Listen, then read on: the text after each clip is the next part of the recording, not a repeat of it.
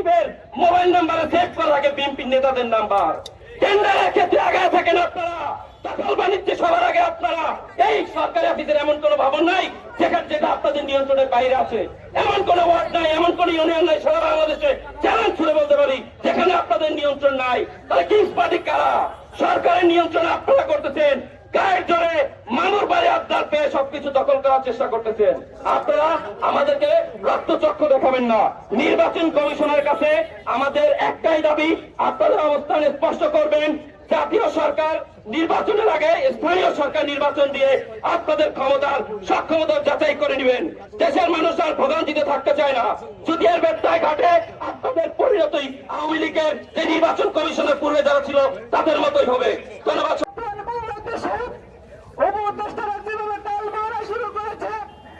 আমাদের সাথে ছাত্র জনতার সাথে আমি উপদেষ্টাদেরকে চালাতে চাই।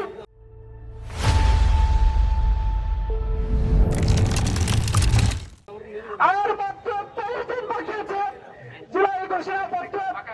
সম্মানিত উপস্থিতি, আজ আমরা এখানে মিলিত হয়েছি, মাঝের রক্ত দিয়েছি, আমরা রাস্তায় নেমেছি। একটি মহল আজকে কুচক্র শুরু করে দিয়েছে, যেটা প্রকাশ্যে চলে এসেছে। তারা সরকারের বিরুদ্ধে একটি দলকে দাঁড় করিয়ে দিয়েছে, সেই দলের ম্যান্ডেট তারা পূরণ করছে। আমরা যে বিল্ডিং এর সামনে দাঁড়িয়ে আছি, এই বিল্ডিং এ কিছু রয়েছে বিগত ফ্যাসিস্ট সরকারের দোসররা।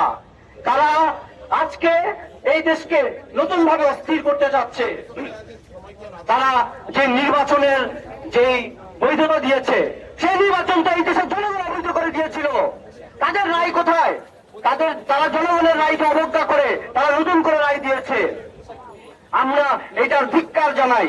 আমরা এই রায়কে অবৈধ ঘোষণা করেছিলাম, জনগণ অবৈধ ঘোষণা করেছিল, কিন্তু এই রায়কে নতুন করে তারা কোর্টে উত্থাপন করে তারা নতুন করে একটি চক্রান্তের জাল বুনে দিয়েছে।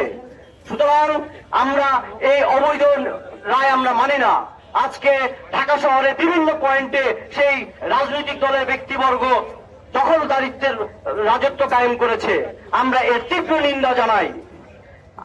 আমরা এই নির্বাচন কমিশনকে আমরা সতর্ক করে দিয়ে বলতে চাই যে আপনারা আপনাদের হয় অবস্থান পরিবর্তন করুন, আর না হয় অবিলম্বে আপনারা পদত্যাগ করুন।